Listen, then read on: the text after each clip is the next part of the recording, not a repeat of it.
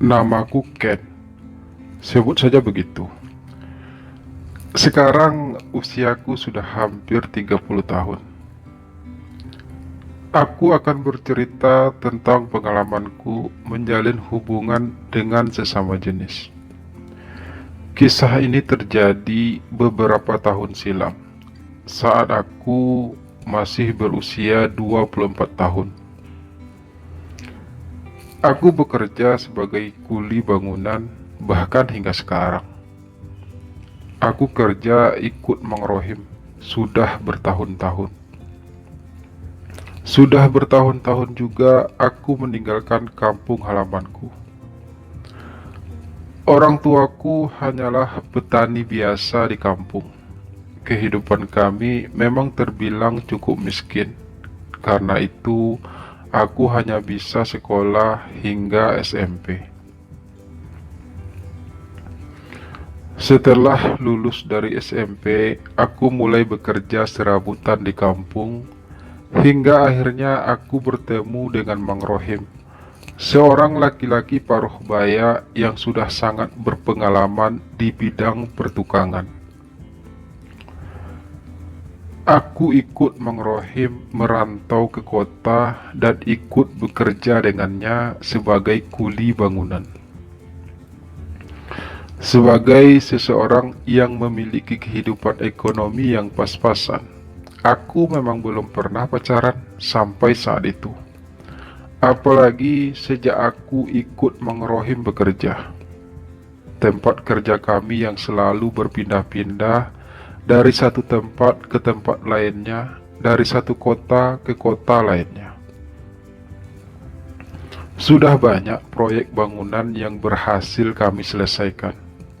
Kadang saat job kosong, aku dan Mang Rohim pulang ke kampung. Mang Rohim memang sudah punya istri dan anak di kampung. Biasanya kalau tidak bisa pulang, Mang Rohim hanya mengirimkan uang ke kampung.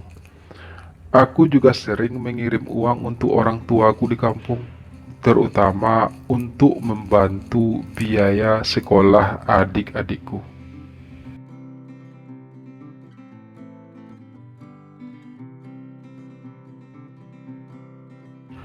Waktu terus bergulir. Aku masih sangat betah menjadi seorang kuli bangunan karena sebenarnya memang tidak banyak pilihan pekerjaan untuk seseorang seperti diriku.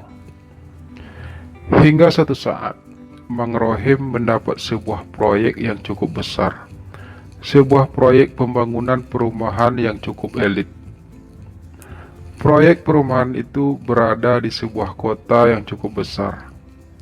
Aku dan Mang Rohim beserta beberapa orang kuli bangunan lainnya tinggal di sebuah rumah kosong tak jauh dari tempat pembangunan perumahan elit tersebut.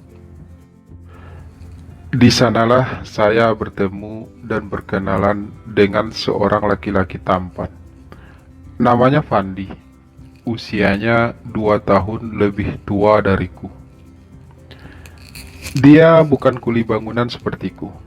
Dia mandor kami selama pengerjaan proyek perumahan tersebut. Selain tampan, Pandi juga memiliki tubuh yang atletis. Mulanya semua berjalan biasa saja. Kami melakukan tugas kami sebagai kuli bangunan dan begitu juga Pandi. Ia juga melakukan tugasnya sebagai seorang mandor. Sebulan saya bekerja di sana, hingga suatu malam, tiba-tiba Fandi, si mandor itu, mengajak aku mengobrol. Kami ngobrol berdua di bangku depan rumah tempat kami para kuli tinggal.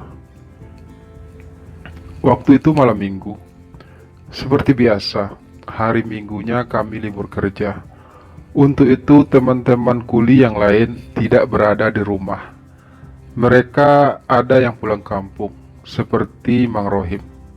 Ada juga yang keluyuran keluar menikmati malam minggu mereka sendiri. Aku sendiri sebenarnya memutuskan untuk tidak kemana-mana malam itu. Aku hanya ingin beristirahat di rumah. Namun tiba-tiba Fandi datang sendirian.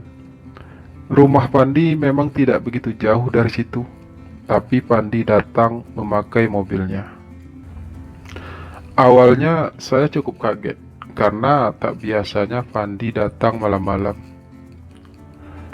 Saya lagi suntuk di rumah, lagi butuh teman buat ngobrol juga. Jelas Fandi padaku waktu itu ketika aku mempertanyakan kedatangannya. Kami ngobrol cukup lama malam itu. Fandi bahkan sampai memesan minuman dan beberapa makanan ringan secara online untuk kami nikmati sambil kami mengobrol. Fandi bertanya banyak hal padaku, terutama tentang kehidupanku. Demikian juga sebaliknya. Fandi juga secara belak-belakan bercerita tentang dirinya padaku malam itu. Aku sebenarnya cukup sungkan, namun karena Fandi yang bersifat ramah, aku pun mencoba untuk bersikap rileks. Dari Fandi aku tahu kalau ia adalah anak bungsu dari 4 bersaudara. Mereka 4 bersaudara semuanya laki-laki. Ketiga abangnya sudah berkeluarga dan sudah mempunyai rumah masing-masing. Jadi di rumahnya hanya ada Fandi dan kedua orang tuanya. Dan tentu saja ada beberapa orang pembantu di rumahnya. Fandi memang anak orang kaya. Ayahnya seorang pengusaha besar. Dan dari Fandi juga aku tahu jika perumahan elit yang sedang kami bangun tersebut adalah milik ayahnya. Saya masih tak percaya kalau kamu masih belum pernah pacaran, ujar Fandi di sela-sela obrolan kami. Aku hanya tersenyum, tak berniat juga untuk terlalu meyakinkan Fandi. Padahal secara fisik, kamu orang yang menarik loh. Lanjut Fandi lagi. Kamu tampan dan juga bertubuh kekar. Pasti banyak cewek-cewek yang naksir sama kamu. Kali ini Fandi melanjutkan dengan tersenyum manis menatapku. Entah mengapa mendengar pujian Fandi barusan, aku merasa tersanjung. Aku tersenyum tipis dan segera menunduk. Tak sanggup lebih lama menentang tatapan Fandi. Harus aku akui bahwa seumur hidup aku belum pernah dipuji seperti itu oleh siapapun. Apalagi aku memang tidak pernah dekat dengan seorang cewek. Bang Fandi sendiri gimana? Tanyaku dengan suara bergetar, mencoba mengalihkan pembicaraan. Maksud kamu? Tanya Fandi dengan kening berkerut. Maksud saya, Bang Fandi sendiri udah berapa kali pacaran? Tanyaku lebih jelas. Pernah sih, beberapa kali dulu. Tapi udah hampir 2 tahun ini, saya memilih untuk sendiri. Jawab Fandi dengan nada datar. Ia seperti tak begitu berminat membicarakan kisah cintanya. Singkat cerita, sejak malam itu aku dan Fandi pun menjadi dekat dan akrab. Fandi semakin sering mengajakku ngobrol. Seperti saat-saat jam istirahat kerja atau pada malam hari, Fandi lebih sering datang ke tempat tinggal kami. Ia bahkan tidak segan-segan mengajakku jalan-jalan berdua pakai mobilnya. Ia sering mentraktir aku makan dan berjalan-jalan keliling kota. Dan bahkan kami pernah nonton di bioskop berdua. Fandi juga sering mengajakku menginap di rumahnya. Hingga suatu hari, aku mengalami sebuah kecelakaan kerja. Sebatang kayu besar menimpa kepalaku. Cukup parah.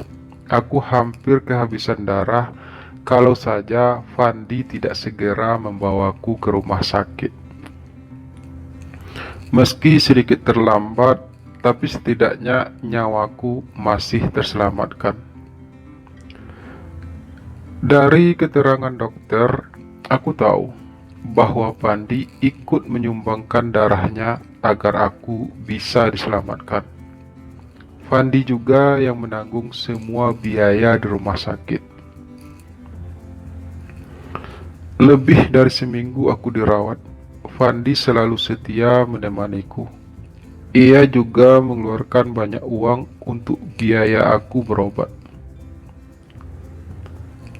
Makasih ya Bang Fandi, ucapku ketika Fandi mengantarku pulang dari rumah sakit. Bang Fandi sudah sangat banyak berkorban untuk saya, lanjutku lagi. Fandi hanya tersenyum. Ia terlihat tulus. Aku tidak tahu bagaimana caranya bisa membalas semua kebaikan Fandi padaku. Rasanya apapun akan aku lakukan untuk bisa membalas jasanya. Kamu yakin gak mau pulang kampung saja, Ken? Tanya Mang Rohem setelah aku beberapa hari pulang dari rumah sakit. Lukaku memang sudah mulai sembuh, namun aku belum diperbolehkan bekerja, terutama oleh Mang Rohim dan Fandi. Iya, nggak apa-apa Mang. Lagian saya juga nggak punya ongkos untuk pulang. Uang yang kemarin udah saya kirim ke kampung. Balasku kepada Mang Rohim yang masih saja menatapku.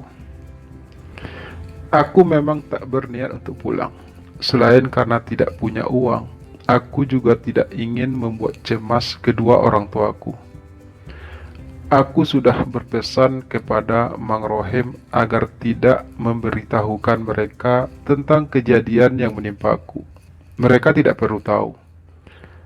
Lagi pula, beberapa hari lagi aku juga bakal sembuh dan bisa bekerja lagi.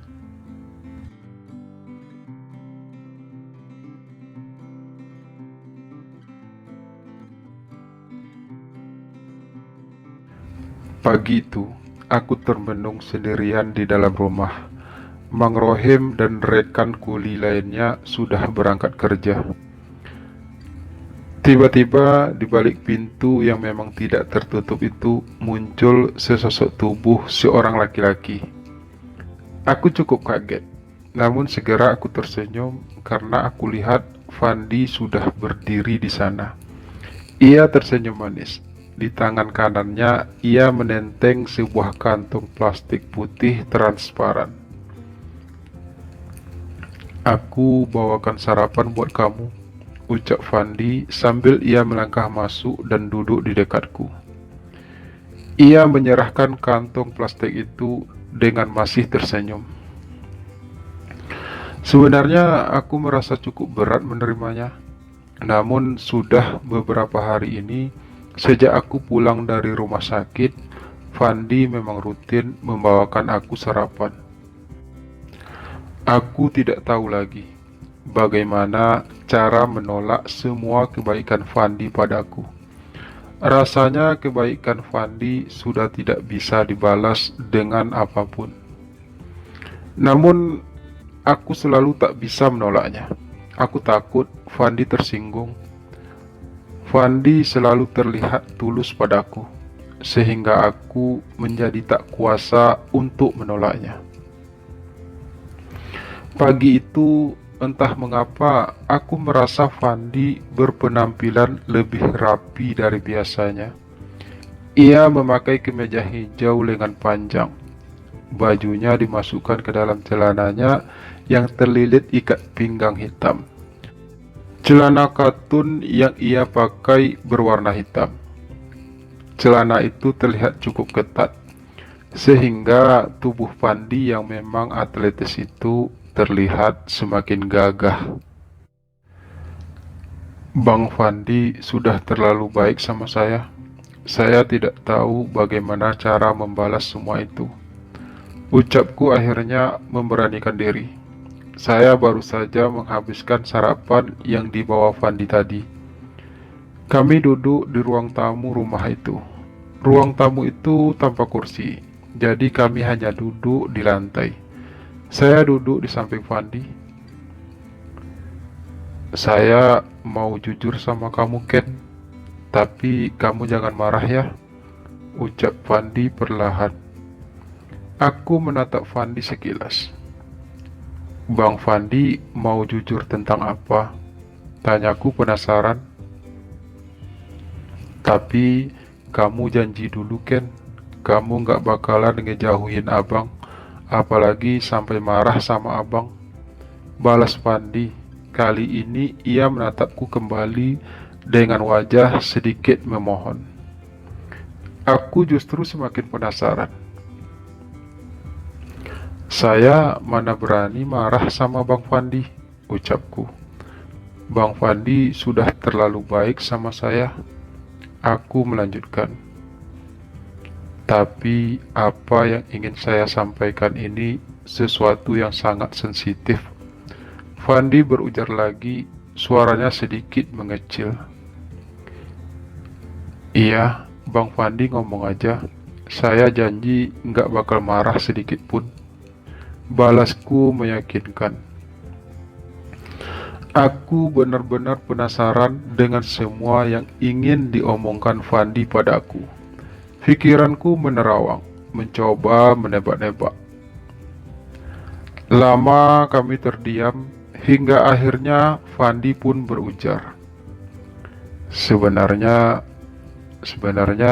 aku suka sama kamu, Ken. Suara Fandi tergagap, namun cukup mampu membuatku sangat kaget. Maksud Bang Fandi? Tanyaku akhirnya. Keningku berkerut 2 kali lipat dari biasanya. Ya, aku suka sama kamu, Ken. Aku mencintai kamu. Fandi berujar lagi.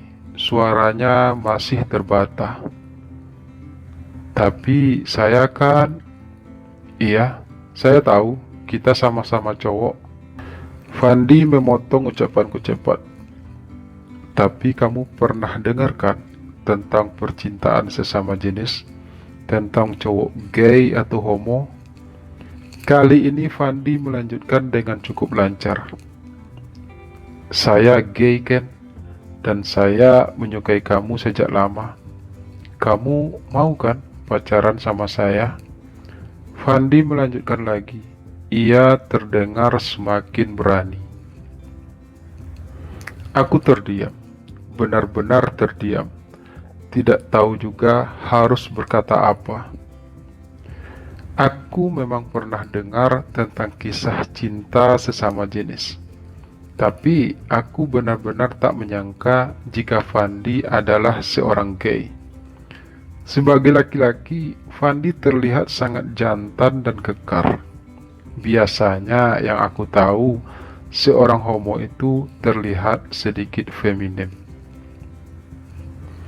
Tapi Fandi sudah berterus terang padaku. Ia dengan belak-belakan sudah mengungkapkan perasaannya, dan aku salut atas kejujurannya itu. Aku memang belum pernah pacaran. Aku belum pernah mengungkapkan perasaanku pada siapapun. Aku tak tahu rasanya, meski aku sering menghayalkannya. Namun tak pernah aku sangka jika aku harus mendengarkan ungkapan perasaan dari seorang laki-laki. Kamu nggak harus jawab sekarang, Ken. Suara Fandi mengagetkanku lagi. Kamu bisa pikirkan hal ini dulu, dan kamu berhak menolak kok jika kamu memang tidak suka. Tapi kamu jangan marah sama saya ya, apalagi sampai membenci saya. Saya ingin kita tetap berteman seperti ini. Fandi melanjutkan kalimatnya, melihat saya yang hanya terdiam. Tak lama kemudian, Fandi pun berdiri. Saya permisi, Ken. Kita akan ngobrol lagi nanti kalau kamu udah punya jawabannya. Fandi mengakhiri kalimatnya lalu melangkah pelan keluar. Aku masih dalam keterdiamanku. Semuanya terasa aneh bagiku. Pikiranku tiba-tiba kacau tak menentu. Hatiku dibalut dilema. Aku maskul.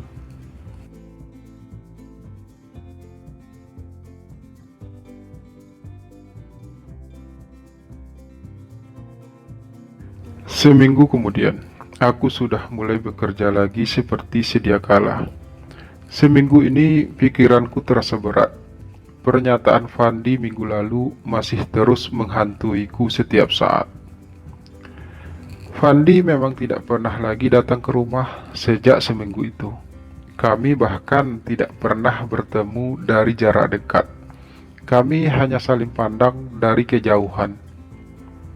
Perasaanku semakin tak karuan. Jika aku menolak permintaan Fandi untuk menjalin hubungan asmara denganku, jelas ia akan kecewa dan sakit hati. Aku tak ingin hal itu terjadi. Biar bagaimanapun, Fandi sudah teramat sangat baik padaku selama ini.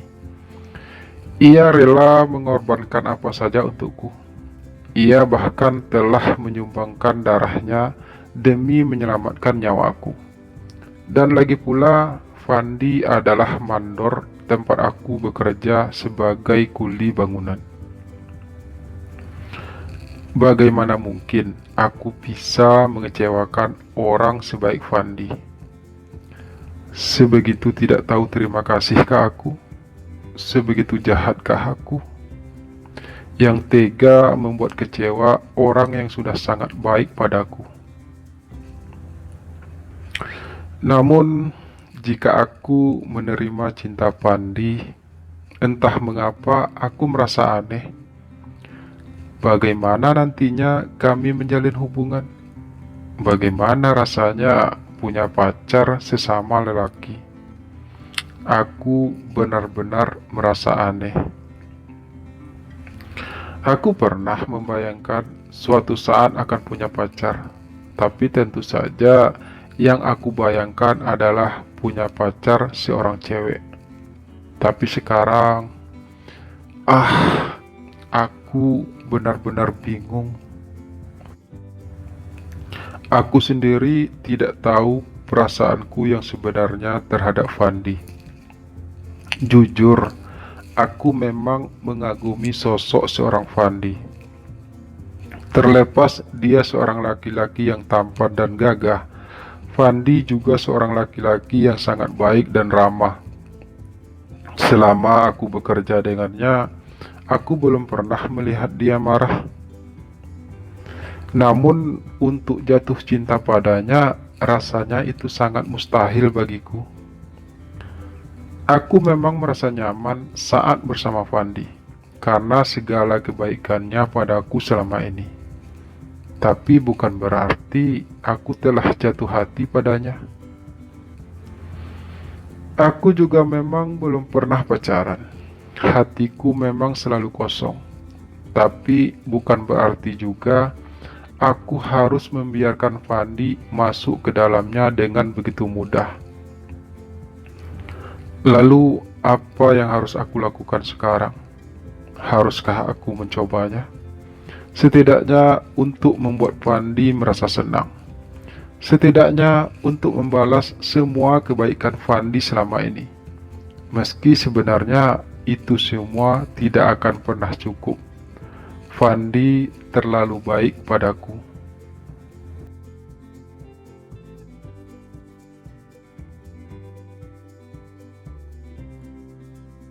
Jadi, gimana Ken? Kamu sudah punya jawabannya? Tanya Fandi akhirnya. Setelah lebih dari seminggu kami tak pernah mengobrol. Saat itu malam minggu, Fandi datang sekitar setengah jam yang lalu. Di rumah memang hanya ada aku sendirian. Seperti biasa, teman-teman kuli yang lain sudah pergi menikmati malam minggu mereka masing-masing. Kamu tak perlu merasa tak enak hati, Ken. Saya nggak bakal maksa kok. Fandi berujar lagi, melihat aku hanya terdiam. Mudah bagi Fandi untuk berkata demikian. Aku bisa saja menolak. tapi pasti hubungan kami ke depannya akan merenggang, dan pasti juga Fandi akan sangat kecewa. Saya bingung, Bang. Sejujurnya, saya tidak merasakan apa-apa kepada Bang Fandi selain perasaan sebagai teman. Aku berujar juga akhirnya, meski dengan suara yang sedikit bergetar. Namun saya juga tidak ingin hubungan pertemanan kita menjadi renggang. Saya juga tidak ingin Bang Fandi kecewa dan sakit hati. Sejujurnya, saya memang merasa nyaman saat bersama Bang Fandi. Untuk itu, mungkin saya akan mencobanya. Aku berkata cukup panjang, suaraku semakin terbata. Maksud kamu akan mencoba pacaran dengan saya? Tanya Fandi sekedar untuk meyakinkan dirinya sendiri. Saya tidak menjawab, namun refleks saya pun mengangguk. Meski hati saya sendiri tidak begitu yakin. Kulihat Fandi tersenyum sangat lebar. Gigi putihnya yang rapi terlihat. Wajahnya memperlihatkan kebahagiaan yang terpancar dari hatinya. Aku merasa turut senang melihat semua itu. Setidaknya aku hanya ingin membuat Fandi merasa bahagia, meski harus mengorbankan perasaanku. Tiba-tiba Fandi menyentuh lembut tanganku. Aku kaget, namun aku membiarkannya. Aku tak ingin Fandi tersinggung. Entah mengapa, tangan Fandi terasa hangat menyentuh kulitku. Meski ada rasa geli menggelitik hatiku. Sekali lagi, aku benar-benar merasa aneh.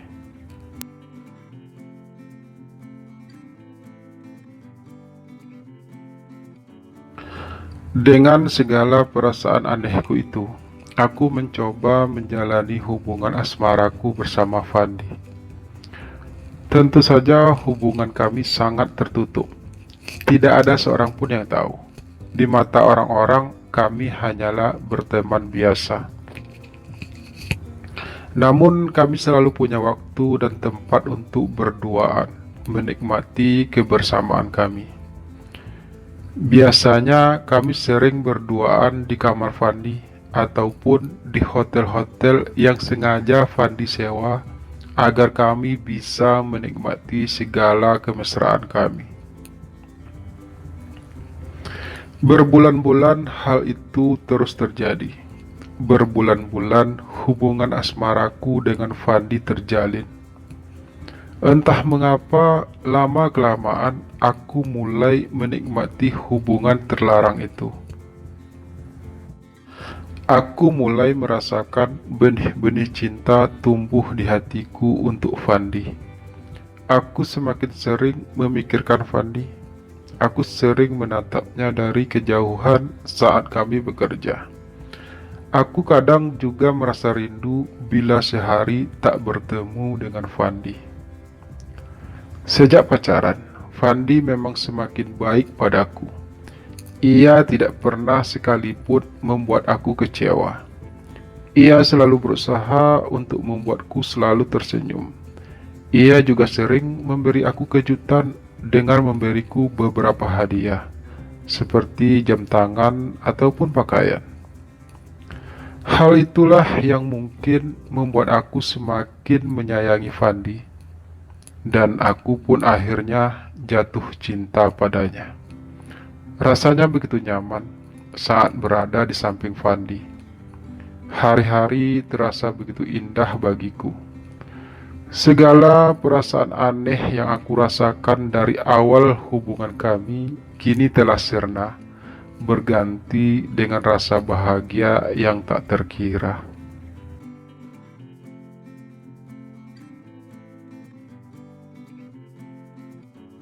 Hampir setahun kami menikmati kebahagiaan itu. Hingga akhirnya proyek perumahan elit itu pun selesai. Aku dan Fandi harus berpisah untuk sementara karena aku harus kembali ke kampung halamanku. Meski terpisah jarak yang begitu jauh, kami tetap menjalin hubungan. Kami tetap berusaha menjaga cinta kami. Rasanya begitu berat saat harus terpisah dengan Fandi. Begitu juga yang dirasakan Fandi. Tapi aku memang harus kembali ke kampung karena sudah sangat lama aku tidak pulang. Dan lagi pula aku tidak punya pekerjaan lagi di kota itu. Meski Fandi berusaha menahanku dan mengajakku tinggal bersamanya, namun aku terpaksa menolak. Aku merasa tidak enak hati harus tinggal di rumah orang lain. Fandi pun mencoba untuk memahaminya.